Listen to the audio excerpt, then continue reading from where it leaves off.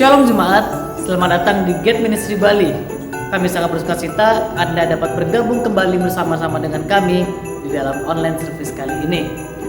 Karena kami percaya bahwa tidak ada satupun yang dapat menghalangi kita untuk beribadah dan merasakan kasih serta anugerahnya. Melalui online service ini, saya mengajak kita semua untuk sama-sama kita menyembah Raja di atas segala Raja dan menerima berkat Tuhan yang sangat luar biasa. Mari kita siapkan hati, waktu, dan ajak seluruh anggota keluarga kita untuk sama-sama menyembah Tuhan, memuji Tuhan, dan fokus kepada Tuhan. Dan jangan lupa, kita catat dan renungkan setiap firman yang sudah dibagikan. Kami percaya bahwa kasih setia Tuhan, anugerahnya, bahkan penyertaan Tuhan selalu ada bersama-sama dengan kita. Selamat beribadah, Tuhan Yesus memberkati. Kita akan menaikkan pujian terakhir untuk mempersiapkan hati kita.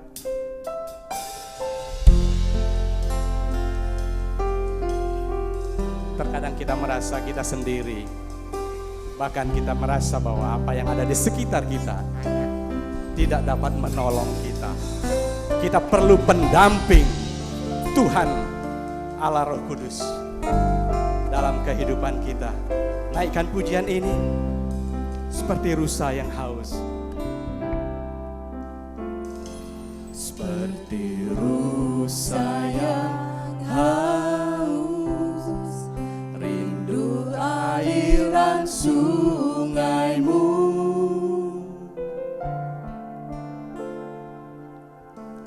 Hatiku tak tahan menunggumu.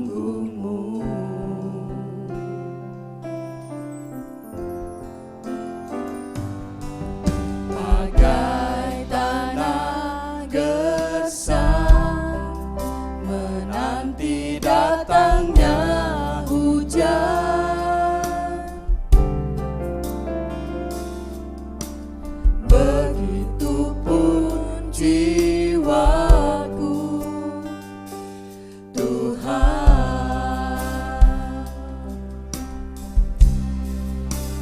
Hanya Engkau pribadi yang mengenal hatiku. Tiada yang tersembunyi bagimu. Seluruh isi hatiku Kau tahu, dan bawaku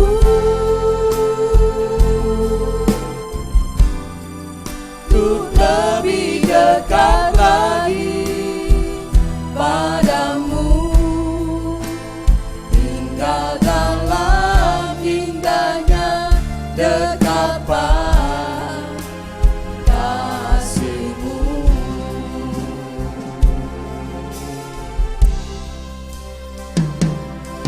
Silakan Bapak Ibu Saudara pribadi dengan Tuhan. Tuhan tolong kami. Tolong Tuhan bantu kami. Tuhan jaga kami. Karena Engkau Tuhanku yang sanggup menolong. Seperti rusa.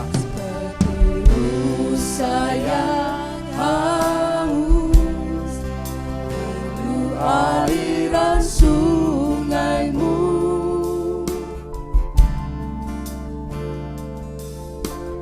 Hatiku tak tahan menunggumu. Katakan, bagai tanah gersang, bagai tanah kami membutuhkan Tuhan. Menanti datangnya hujan. Begitupun jiwaku, Tuhan. Semua katakan, oh haleluya. Hanya Engkau, pribadi yang mengenal hatiku. Tiada yang tersembunyi bagimu. Seluruh isi hatiku Kau tahu. Tanpa waktu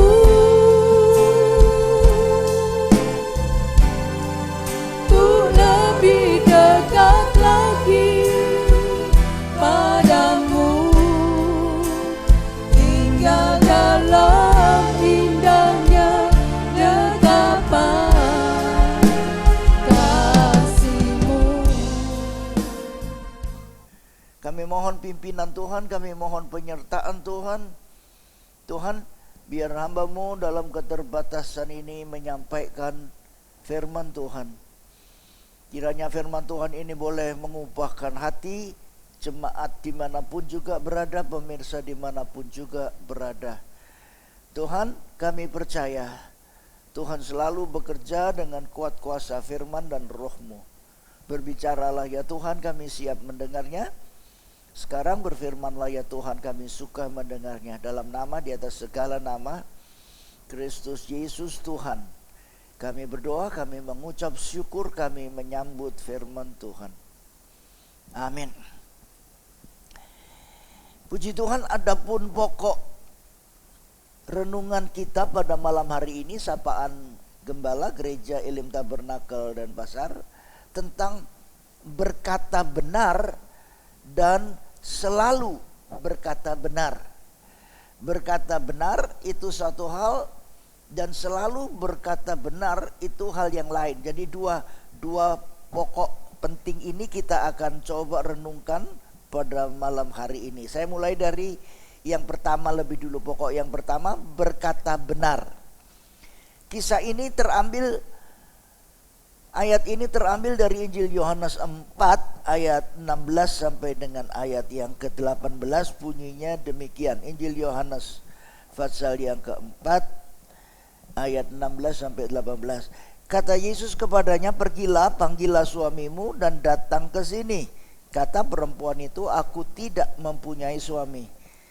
Kata Yesus kepadanya, tepat katamu, karena engkau tidak mempunyai suami, sebab engkau telah mempunyai 5 suami, dan yang ada sekarang padamu bukanlah suamimu. Dalam hal ini engkau berkata benar. Dalam hal ini engkau berkata benar. Puji Tuhan, saudara yang dikasihi Tuhan, jemaat di rumah masing-masing, peristiwa ini adalah peristiwa di Sumur Yakub di kota Sikar. Sebuah kota di Sikar. Yesus berbincang-bincang dengan seorang perempuan Samaria yang oleh orang Yahudi. Perempuan Samaria ini bukan cuma dilihat dari riwayat hidupnya, reputasinya, dianggap perempuan yang kurang baik, kurang moral, begitu, apalagi dia orang Samaria, bukan orang Yahudi asli. Orang Samaria itu adalah orang perkawinan campuran antara orang Yahudi dengan orang di Babel dulu dalam pembuangan di Babel. Tidak murni darah Yahudi. Nah, itu sebabnya Alkitab menyebutkan bahwa orang Samaria dan orang Yahudi tidak bergaul, ya. Orang Yahudi memandang rendah orang Samaria merasa harga dirinya direndahkan oleh orang Yahudi, tidak juga dia mau, ya, direndahkan seperti itu. Jadi antara orang Samaria dengan orang Yahudi tidak bergaul, apalagi bergaul akrab. Tapi yang mengherankan kita di sini adalah bagaimana sikap Tuhan menghadapi orang Samaria ini. Sekalipun banyak orang lain menganggap dia kurang moral, ya, Tuhan Yesus tidak memandang rendah orang yang diabaikan oleh orang Yahudi ini. Orang yang dianggap kurang bermoral ini masih Tuhan perhatikan. Terbukti dari Tuhan masih mau berbincang-bincang dengan perempuan Samaria ini. Dan yang mengherankan kita adalah Alkitab ini menulis, dalam hal ini engkau berkata benar. Orang yang diabaikan seperti orang Samaria ini, orang yang dianggap kurang moral seperti perempuan Samaria ini, masih juga diakui Yesus bisa berkata benar. Engkau berkata benar. Kalau kita ini tidak berkata benar, tidak dapat berkata benar, sebenarnya kita sudah lebih rendah moralnya daripada perempuan Samaria ini. Biarlah isi Alkitab ini membuat kita ini bertanya-tanya, selama ini sudahkah kita berkata benar? Semoga kita berkata benar, ya. Ayat Alkitab katakan dalam hal ini engkau berkata benar. Dalam hal ini, ya. Bagaimana dalam hal itu, ya? Soal ini, soal itu Alkitab betul-betul cermat, ya. Soal begini, soal begitu, Alkitab itu mencermatinya. Kitab suci ini begitu uniknya, begitu menariknya, ya. Dalam hal ini engkau berkata benar. Bagaimana dalam hal itu? Dalam Ayub 33 ayat 12 dikatakan, sesungguhnya dalam hal itu, nah bukan dalam hal ini, ya. Sesungguhnya dalam hal itu engkau tidak benar, ya. Engkau berkata benar, engkau tidak benar. Tidak benar ini bukan cuma berpikir tidak benar, termasuk juga di dalamnya berkata tidak benar, ya. Dalam hal ini engkau berkata benar, dalam hal itu engkau berkata tidak benar, ya. Tapi yang menarik sekali dari kisah perempuan Samaria ini adalah bagaimana Tuhan itu menuntun perempuan Samaria ini lewat berbincang-bincang. Tuhan mengadakan pendekatan kepada perempuan Samaria ini yang diremehkan oleh orang yang dipandang, katakan saja, disisihkan, dihinakan oleh orang Yahudi pada umumnya. Tapi bagaimana sikap hati Tuhan terhadap perempuan Samaria ini? Perempuan Samaria ini diberi kesempatan oleh Tuhan untuk mengenali bagaimana pribadinya Tuhan dan karakternya Tuhan. Ada 3 tahapan yang Injil Yohanes 4 ini katakan. Yang pertama dalam Injil Yohanes 4 ayat 9. Yesus ini dianggap manusia biasa. Engkau seorang Yahudi, ya. Perempuan ini katakan, engkau seorang Yahudi. Orang Yahudi tidak bergaul dengan orang. Masakan engkau seorang Yahudi? Cuma orang Yahudi, ya, manusia biasa. Sama seperti orang-orang Yahudi pada umumnya, seorang Yahudi. Itu tahapan pertama. Tahapan berikutnya dalam Injil Yohanes 4 ayat 19 dikatakan, engkau seorang nabi. Dari manusia biasa, dari seorang begitu manusia biasa, sampai pada pemahaman engkau seorang nabi. Nabi itu bukan manusia biasa, ya, bukan manusia pada umumnya. Tapi nabi itu punya peringkat, nabi itu punya harkat, punya derajat menghubungkan manusia dengan Allah. Tuhan tidak berbuat sesuatu, apalagi berbuat sesuatu yang besar tanpa lebih dulu menyatakannya kepada para hambanya, para nabi. Nabi itu menghubungkan manusia dengan Allah secara vertikal. Nabi itu dipandang sesuatu yang lebih dari manusia biasa. Ada nabi yang melakukan mukjizat, ada nabi-nabi yang cuma berkata-kata, tapi kata-kata dari nabi itu mempunyai pengertian yang amat dalam. Nabi-nabi mukjizat, Elia, Elisa, nabi-nabi yang berkata-kata itu Yesaya, Yeremia, Tuhan pakai masing-masing ya. Tapi mereka tergolong nabi. Yesus dianggap seorang nabi.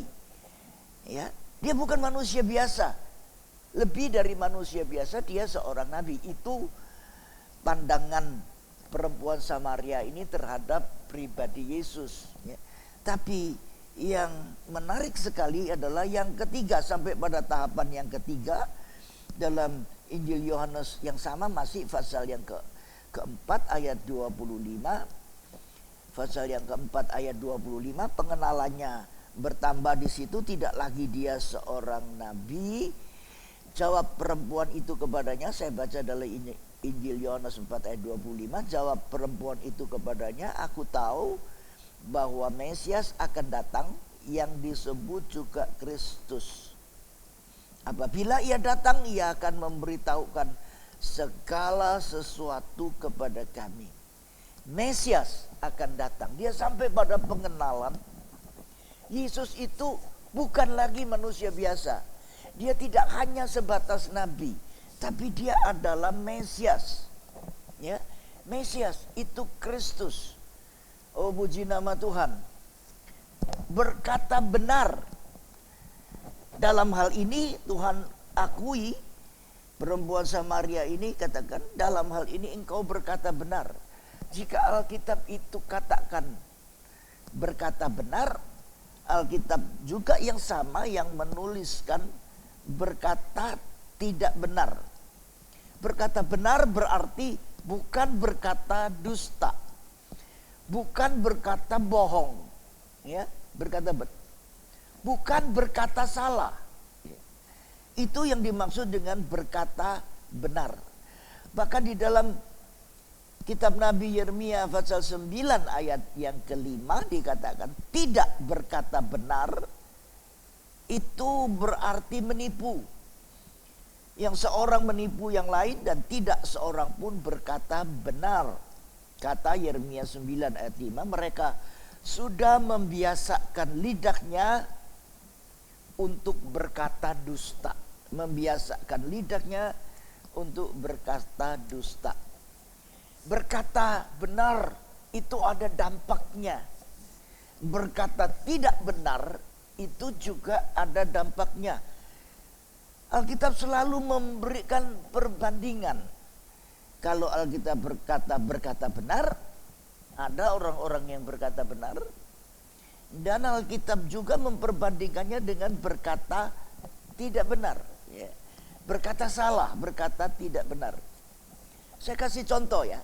Salah satu contoh bagaimana orang banyak itu mendengar hasutan daripada pemimpin-pemimpin Yahudi, tua-tua Yahudi yang karena dengki berusaha ingin menyalibkan Tuhan Yesus.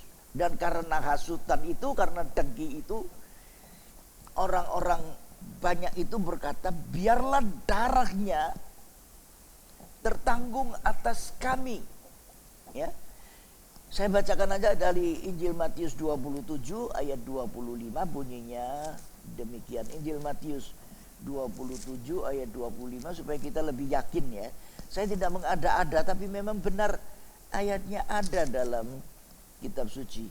Injil Matius 27 ayat 25 bunyinya begini. Dan seluruh rakyat itu menjawab, biarlah darahnya ditanggungkan atas kami dan atas anak-anak kami. Saudara, Alkitab ini menguraikannya, menuliskannya lengkap. Ya. Jikalau saja kitab suci ini menuliskan darahnya tertanggung atas kami, berhenti sampai di situ, kita masih bisa melihat nilai positifnya. Bagaimana orang-orang banyak yang sudah dihasut, yang sudah didoktrin karena dengki ini masih konsekuen ya. Darahnya tertanggung atas kami. Ya. Dia berani berbuat, berani juga menanggung akibatnya. Akibatnya dia sendiri yang pikul. Biarlah darahnya tertanggung atas kami. Itu masih gentleman gitu ya, masih konsekuen dengan apa perbuatannya, apa yang dia katakan. Ya. Tapi justru kata-kata itu menjadi salah, menjadi sangat salah dan tidak benar. Dia bawa anak-anaknya ya, biarlah darahnya tertanggung atas kami dan atas anak-anak kami. Kasihan anak-anak mereka. Mereka tidak ikut-ikutan menyerukan suara salibkan dia. Dia harus dihukum mati. Anak-anaknya tidak ikut dalam perbuatan orang tuanya, tapi kena dampaknya sebab kata-kata dari orang tua yang tidak benar. Darahnya tertanggung atas kami dan anak-anak kami, dan itu betul-betul terbukti. Berapa waktu kemudian setelah itu berjalan, bagaimana Hitler begitu membenci umat Yahudi ini, sampai kemudian kita lihat anak-anak dari orang-orang Yahudi yang sudah menyerukan salibkan Yesus masuk dalam kamp-kamp tawanan Nazi Jerman waktu itu, dimasukkan di dalam ruang-ruang tertutup dan dibuka gas dibuka, mereka mati lemas di situ. Sedikitnya 6 juta orang Yahudi, anak-anak Yahudi mati karena akibat kata-kata yang salah, berkata salah. Darahnya tertanggung atas kami dan atas anak-anak kami.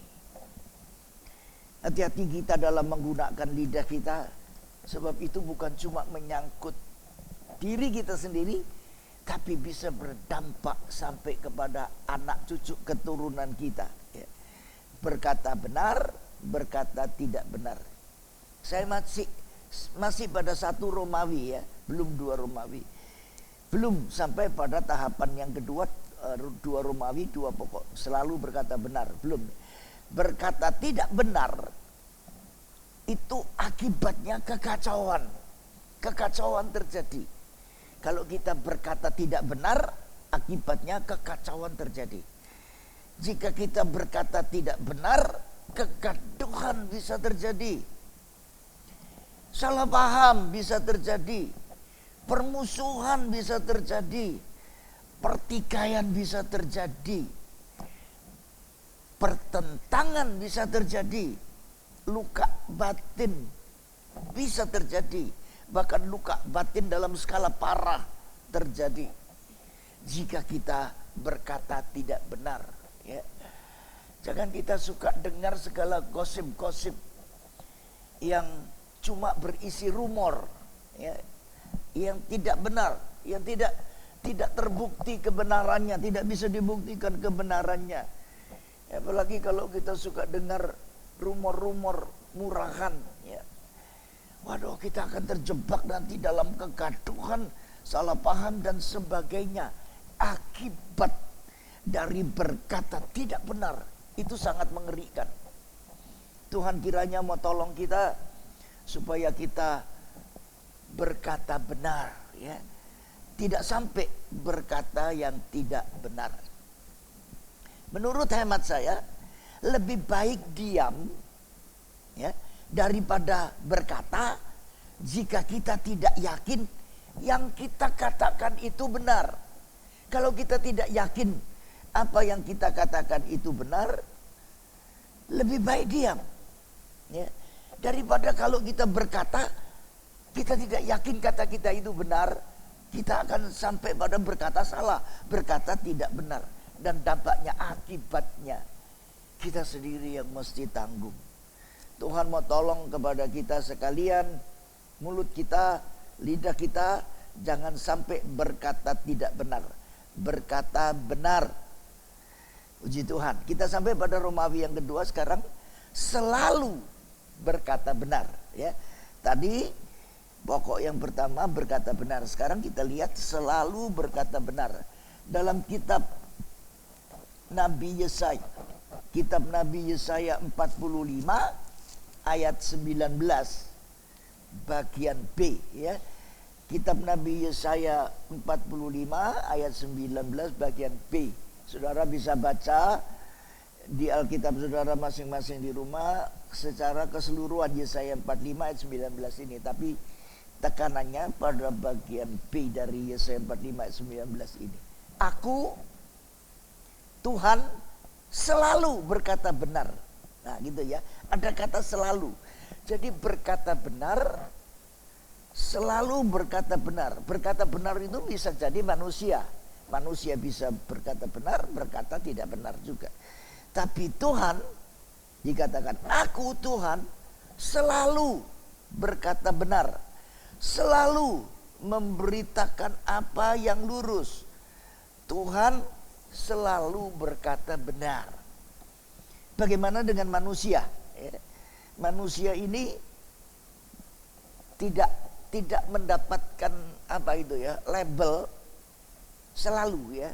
Manusia ini cenderung untuk kadang-kadang. Manusia kadang berkata benar, kadang berkata tidak benar. Ya. Dalam hal selalu berkata benar, Tuhan itu ahlinya. Ya. Dalam hal selalu berkata benar, Tuhan itu ahlinya. Dalam soal golf, Tiger Woods itu ahlinya. Ya. Dalam soal basket, Michael Jordan itu ahlinya. Dalam soal sepak bola, Maradona dan lain-lain tentunya ya. Lionel Messi, apalagi Cristiano Ronaldo itu ahlinya. Tapi dalam hal selalu berkata benar, Tuhan itu ahlinya. Kita mau mencoba meneladani teladan yang Yesus berikan pada kita. Selalu berkata benar itu Tuhan ahlinya. Itu karakter Tuhan ya. Selalu berkata benar. Kita mau mencoba mentransfer karakternya Tuhan itu selalu berkata benar. Tidak peduli situasi dan kondisi apapun. Dalam duka cita maupun sukacita selalu berkata benar. Tidak peduli musim-musim kehidupan kita. Sejak kecil diarahkan, kiranya sejak kecil anak-anak kita, keturunan kita diarahkan, dibiasakan berkata benar. Termasuk di dalam berkata benar itu berkata jujur. Kalau sedini mungkin anak-anak kita dibawa ke sekolah minggu, nanti setelah selesai corona ini ya, kita bisa beribadah dengan lebih bebas, bergaul, beribadah dengan lebih baik. Dibiasakan sedini mungkin kepadanya, diajarkan, diceritakan, didoakan tentang Kristus, termasuk juga karakternya yang selalu berkata benar. Maka anak-anak kita tumbuh selalu berkata benar dan berkata jujur, dan itu akan berakibat masa depan anak-anak kita akan lebih cerah. Jangan sampai anak-anak kita berkata tidak benar, kita biarkan, pembiaran terjadi, dan itu mempengaruhi nasibnya nanti, mempengaruhi masa depannya nanti. Kalau sampai masa depannya suram karena dia tidak mendapatkan kepercayaan orang, orang akan mencap, orang akan mengatakan, ah kamu terlalu banyak berkata dusta, berkata bohong, berkata tidak benar. Kasihan anak-anak kita itu nanti akan memasuki masa depan yang tidak menentu, masa depan yang suram, masa depan yang tidak pasti. Penting sekali berkata benar, dan selalu berkata benar. Tuhan memberkati kita malam ini. Amin. Mari kita akhiri lagi dengan doa. Ya Tuhan, hamba-Mu sudah menyampaikan firman Tuhan. Tuhan mau tolong kiranya yang hamba-Mu sanggup adalah cuma menabur firman Tuhan ini. Roh Kudus kiranya akan meneguhkan firman yang sudah diberitakan ini. Tapi yang membuat firman itu bertumbuh, yang membuat firman Tuhan itu tertanam, hamba-Mu tidak mampu lakukan itu. Itu bagian-Mu ya Tuhan. Engkaulah yang sanggup menumbuhkan firman itu dan menanamkan firman Tuhan itu sampai berbuah-buah. Engkaulah. Hamba-Mu sudah mendapatkan kemurahan, kehormatan untuk ikut serta dalam kerjanya Tuhan. Bagian hamba-Mu lakukan bagian Tuhan sekarang. Tuhan mau lakukan bagi hormat dan kebesaran, keagungan nama-Mu sendiri. Dalam nama di atas segala nama, Bapa, Putra, dan Roh Kudus, kami berdoa, kami mengucap syukur. Kami kembalikan firman Tuhan ini kepada Tuhan yang empunya firman. Amin.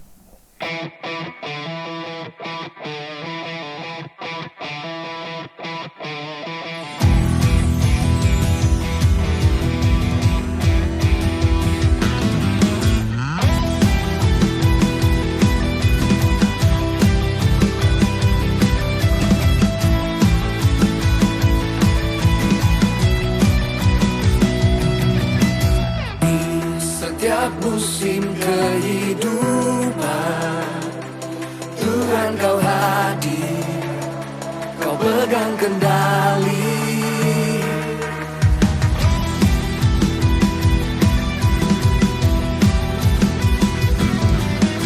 Kuat firman-Mu meneguhkan, Kau Allah Immanuel, Allah Immanuel.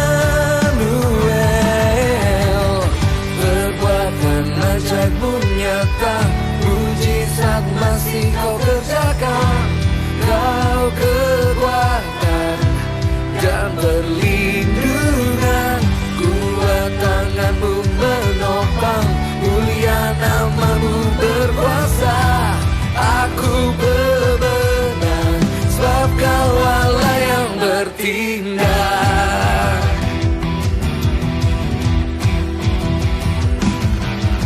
Di setiap musim kehidupan Tuhan Kau hadir, Kau pegang kendali.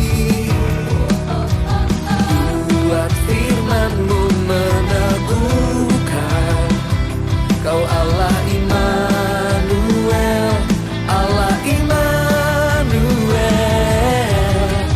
Perbuatan ajaib-Mu nyata, mujizat masih Kau kerjakan. Kau kekuatan dan perlindungan, kuat tangan-Mu menopang, mulia nama-Mu berkuasa. Aku pemenang sebab Kau Allah yang bertindak.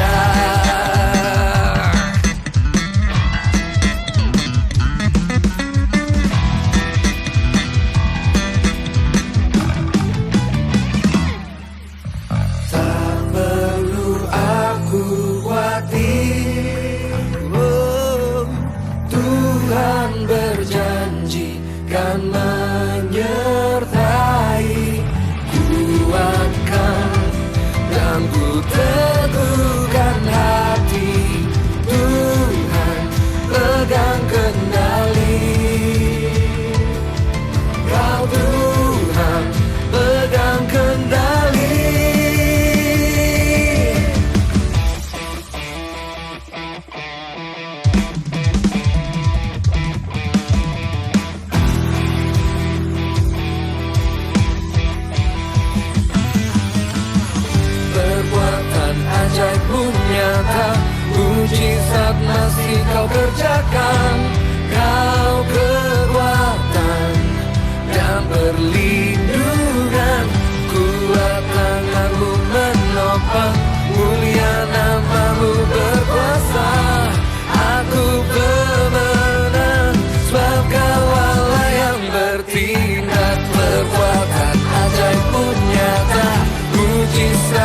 kasih kau